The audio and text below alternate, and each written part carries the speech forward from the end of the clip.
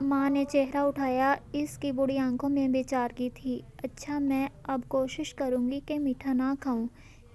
ایک ڈرا سہما سا انداز۔ پریشانی۔ کشمالہ نے بھیگی آنکھوں سے انہیں دیکھا اور تب اسے احساس ہوا کہ ماں جان بوجھ کر میٹھا نہیں کھاتی۔ وہ جانتی تھی کہ ان کے لیے اچھا نہیں ہے۔ وہ کوشش بھی کرتی تھی خود کو روکنے کی، مگر وہ کر نہیں پاتی تھی۔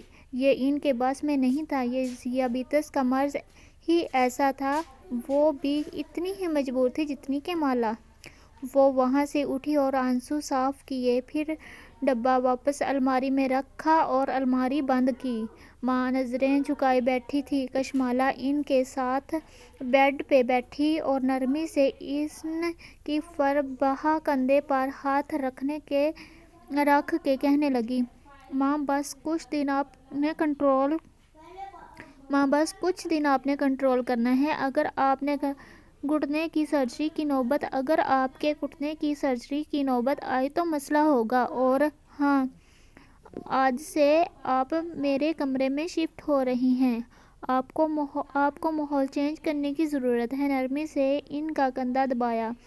ماں نے سر ہلا دیا، کوئی مزاحمت نہیں کی۔ ہاں، ویسے بھی تمہارا موا ڈرائیور باز بھی نہیں آیا، ساری رات لڑکیوں سے باتیں کرتا ہے۔ اسی آنسوؤں کے درمیان میں ہنسی آ گئی۔ اچھا، باتیں کیا کرتا ہے یہ تو بتائیں، مجھے نہیں سمجھ آتی۔ کوئی دوسری زبان بولتا ہے۔ کشمالہ ہنس دی۔ وہ آپ کی وجہ سے انگریزی بولنے لگ گیا ہوگا۔ وہ کیف کو فون کالز کرنے سے نہیں روک سکتی تھی۔ اچھا نہیں لگتا تھا۔ رات میں بخت بی بی اور وہ ماں کی ساری چیزیں لیے مالا کے کمرے میں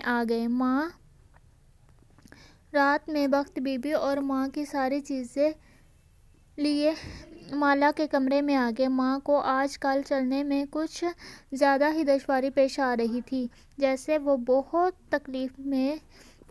بہت تکلیف سے چل رہی ہو۔ مالا کے کمرے میں آئی تو ہانکتی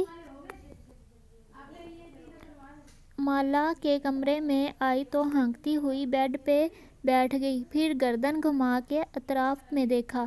اس کے کمرے میں ایک دیوار زیتون رنگ کی تھی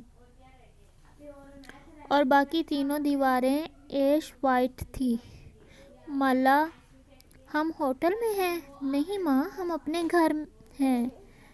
ماں کے ساتھ کبھی پشاور جاتے؟ کسی شادی پہ تو ہوٹل میں